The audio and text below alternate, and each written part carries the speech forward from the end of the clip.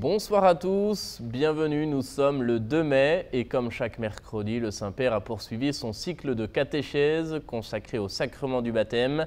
Le pape a plus particulièrement centré sa réflexion sur l'eau qui est utilisée lors du baptême. On écoute un résumé de sa catéchèse. Frères et sœurs, parmi les rites centraux qui se déroulent près des fonts baptismaux, considérons d'abord l'eau. Matrice de vie et de bien-être, même si elle peut aussi être cause de mort. L'eau a la capacité de laver, de nettoyer, de purifier. À partir de ce symbole universellement reconnu, la Bible décrit les interventions et les promesses de Dieu. Toutefois, le pouvoir de remettre les péchés ne se trouve pas dans l'eau elle-même. C'est pourquoi l'Église invoque l'action de l'Esprit Saint sur l'eau à travers la prière de bénédiction, afin que ceux qui recevront en elle le baptême soient ensevelis avec le Christ dans la mort et avec lui ressuscitent à la vie éternelle. Il faut ensuite préparer le cœur à recevoir le baptême. C'est le but de la renonciation au mal et de la profession de foi, exprimée à la première personne du singulier. Je renonce, je crois.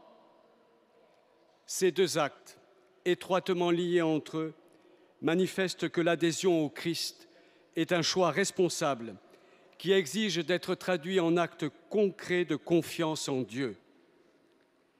Ils ne sont pas limités à l'instant du baptême. La renonciation au péché, à Satan, et la profession de foi de l'Église sont deux attitudes qui accompagnent toute la croissance et la maturation de la vie chrétienne. Au Canada, cette fois-ci, l'évêque d'Hamilton, Monseigneur Crosby, revient pour nous sur la semaine de l'éducation catholique. Elle se tiendra la semaine prochaine du 7 au 11 mai en Ontario. Renouveler la promesse, voilà le thème de cette semaine. Je vous propose d'écouter à ce propos Monseigneur Douglas Crosby.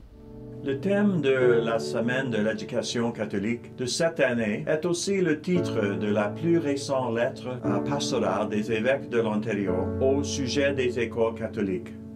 Renouveler la promesse. La lettre « Renouveler la promesse » représente le point culminant d'une vaste consultation et d'une réflexion provinciale qui portait sur les signes des temps et l'appel du Seigneur à porter l'attention aux bienfaits de l'éducation catholique en Ontario. J'ai pu moi-même participer à plusieurs de ces séances de partage et de réflexion avec de nombreux prêtres, enseignants, élèves, conseillers scolaires, parents et membres du personnel. Quelle joie ce fut d'être réunis avec de telles personnes, remplies de foi, enthousiastes et attentifs chacune à leur manière et selon leur talent. Ces personnes vivent concrètement de cette promesse qui fut à l'origine du système d'éducation catholique il y a de cela plusieurs siècles. Alors que nous célébrons cette semaine dans l'optique de renouveler la promesse, arrêtons-nous pour considérer le sens de cette promesse à la lumière de nos origines.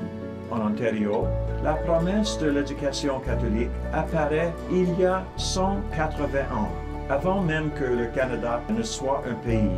Des religieuses et des religieux qui voulaient eux-mêmes réaliser leur promesse de transmettre l'Évangile ont semé l'espérance à de nombreuses générations.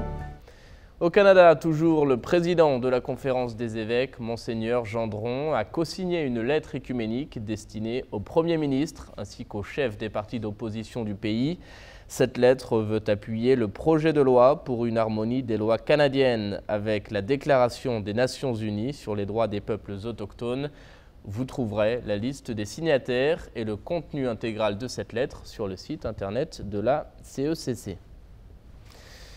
Voilà, c'est la fin de cette émission. Merci de l'avoir suivi. Je vous souhaite une très belle soirée. À bientôt.